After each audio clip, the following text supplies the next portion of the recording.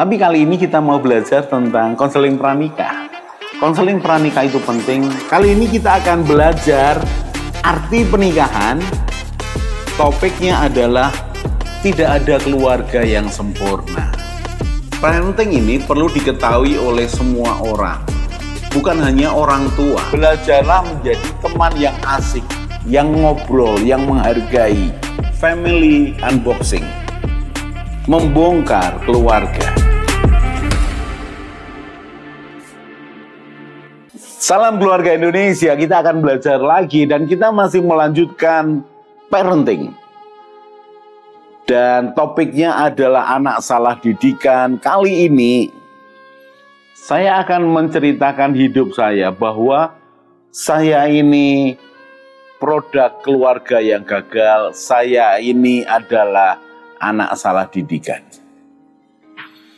Saudara melihat saya sekarang ini bisa cerita dengan nyaman, berbagi kehidupan, bahkan bisa mentertawakan diri sendiri, termasuk mentertawakan kebodohan dan kesalahan.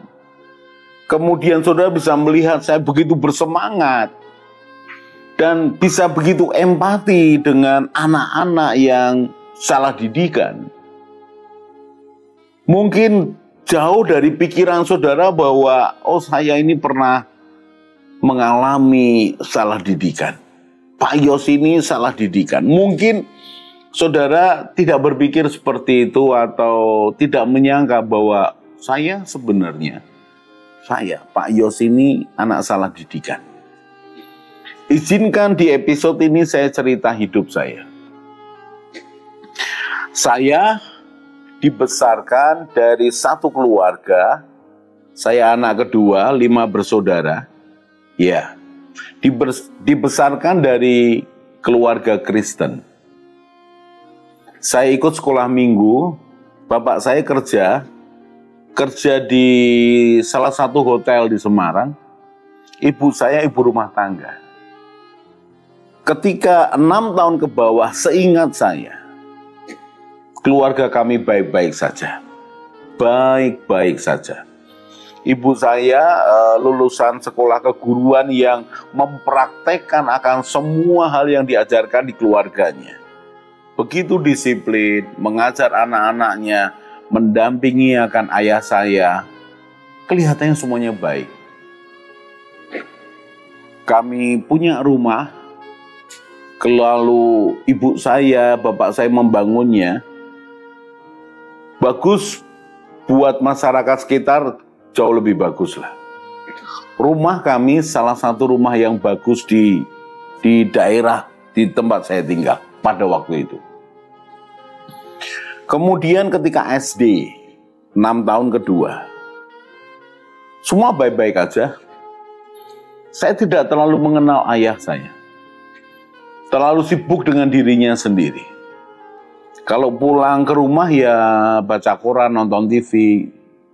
Dan kalau tanya ke saya ya paling tanya soal PR, tugas. Tapi apakah ada pendekatan secara personal bahwa dia ayah saya ngobrol tentang impiannya, kemudian cerita tentang masa lalunya, kebodohannya, lalu kebangkitannya, semangatnya, tidak ada. Saya tidak pernah mendengar ayah saya ngomong seperti itu. Tidak ada. Artinya, saya ini di fase 6 tahun kedua, saya tidak mendapatkan figur seorang ayah yang baik. Ayah saya cuma pekerja. Kerja aja. Dan ibu saya ibu yang bertanggung jawab. Kalau tadi saya katakan saya dari keluarga Kristen, saya ke gereja, saya ikut sekolah minggu. Bapak saya sempat jadi anggota majelis. Anggota majelis buat kalian yang tidak tahu itu seperti apa adalah seperti pemuka jemaat lah. Ada pengurus jemaat itu namanya majelis-majelis membawai beberapa hal. Dari mana ini Pak mereka mendapatkannya? Dari pemilihan. Dianggap bapak saya ini layak jadi majelis. Sementara di rumah tidak ada perubahan. Saya hampir tidak pernah melihat ayah saya baca Alkitab, mungkin tersembunyi di hadapan saya bisa jadi. Atau membicarakan hal rohani kepada anak-anaknya, saya tidak pernah mendengarkannya. Sekolah minggu, ibadah itu menjadi kegiatan agama saya. Kenapa saya cerita begini? Karena saya kemudian menyadari kegiatan agama bukan jaminan untuk seseorang mengalami Tuhan dalam hidupnya. Tidak jaminan. Saya harus katakan, menjadi Kristen belum tentu engkau mengalami Tuhan secara pribadi. Kemudian ayah ibu saya bercerai. Bercerai pas saya ini kelas 6 SD, proses naik kelas 1 SMP. Artinya saya memasuki fase 6 tahun ketiga. 6 tahun ketiga hati saya hancur. Kenapa? Orang tua saya bercerai. Dengan mata kepala sendiri saya melihat mereka bertengkar. Mereka bertengkar. Ternyata selama ini sebenarnya mereka bertengkar tapi di dalam kamar.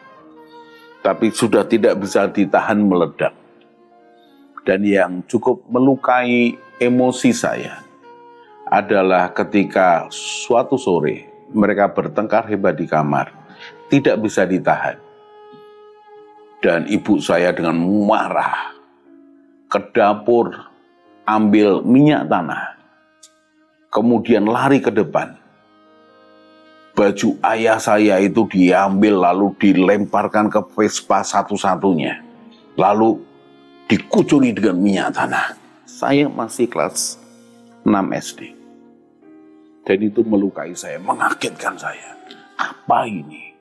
Keluarga apa ini? Kemudian ibu saya cari korek. Nah, kebetulan beliau tidak berhasil.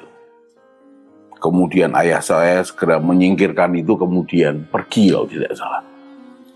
Tapi itu melukai emosi saya. Ketika mereka bercerai, kami 5 anaknya menjadi saksi di pengadilan.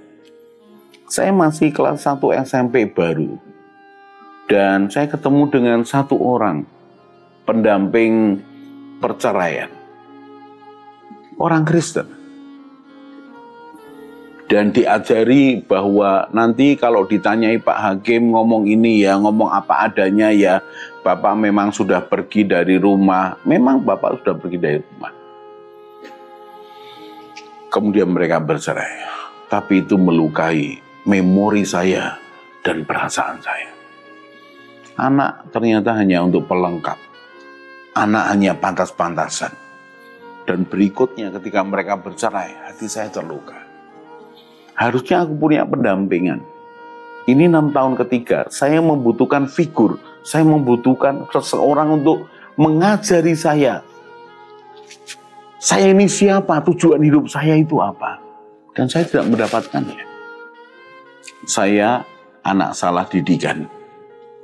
Tetapi saya bersyukur, ibu saya seorang pejuang. Ibu saya seorang pejuang. Ketika sudah bercerai, ibu saya pulang ke desa di Kudus, jual warisannya yang tidak seberapa itu. Uang itu dipakai untuk modal awal, untuk mengerjakan mebel. Saya masih ingat, itu berjalan mungkin ketika saya sudah kelas 1 SMP, ibu pergi pagi, sore saya melihat ibu saya, itu turun dari truk di mana ternyata beliau ke Jepara. Beli bahan mentah. Naik truk buat saya, ibu saya di depan sopir dan kernetnya naik truk. Itu membuat saya ini kok bisa begitu ya. Tapi hormat saya kepadanya karena pejuang. Hari-hari kemudian adalah ada tukang dan berjalan begitu baiklah. Kami masih punya uang cukup untuk hidup, makan, sekolah, nggak ada masalah. Sampai kemudian SMP kelas 3. Ibu sudah tidak tahan.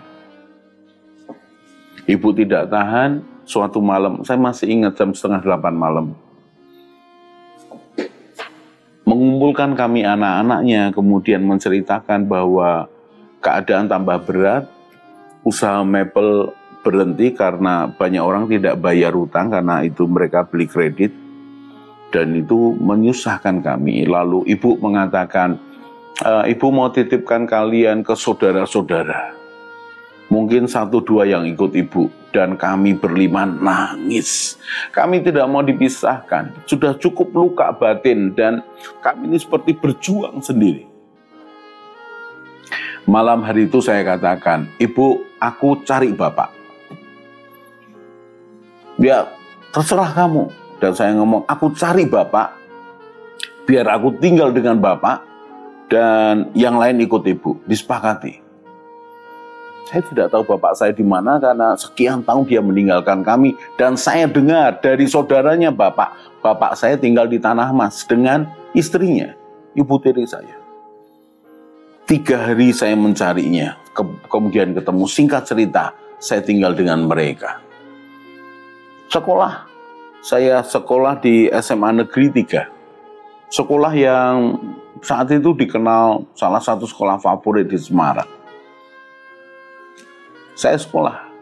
Bapak saya mulai turun kekuatan ekonominya. Berat. Dan saudara, hati saya ini hati yang sangat terluka. Saya anak salah didikan karena tidak mendapatkan apa yang saya butuhkan di 6 tahun pertama, 6 tahun kedua, dan 6 tahun ketiga. Saya jadi nakal, saya jadi tidak peduli dengan yang lain, saya jadi berani melawan siapapun. Saya tidak punya karakter yang baik. Saya anak salah didikan. Lalu bagaimana pemulihannya? Kelas 2 SMA, saya bertemu dengan Tuhan saya secara pribadi.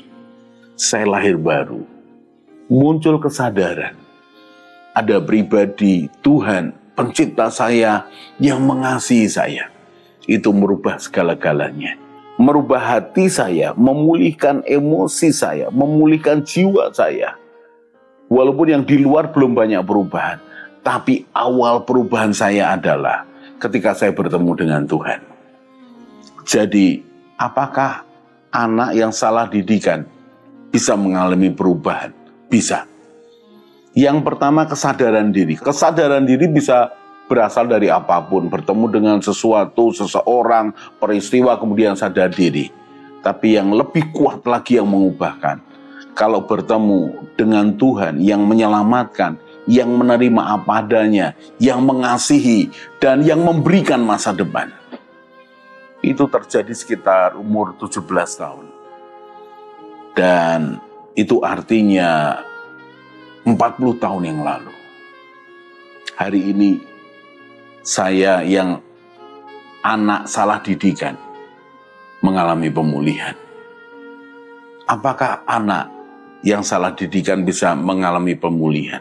Bisa.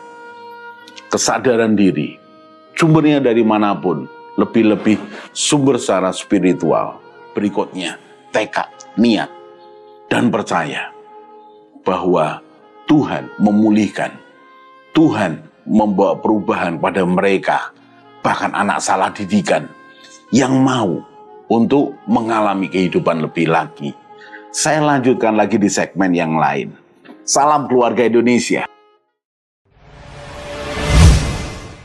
Mari bergabung dalam Keluarga Indonesia dengan cara subscribe channel ini. Di Keluarga Indonesia, kita akan belajar bersama tentang pranikah, pernikahan, keluarga, parenting, mertua menantu, dan juga family unboxing. Jadi jangan lupa share pada teman dan keluarga dan juga subscribe.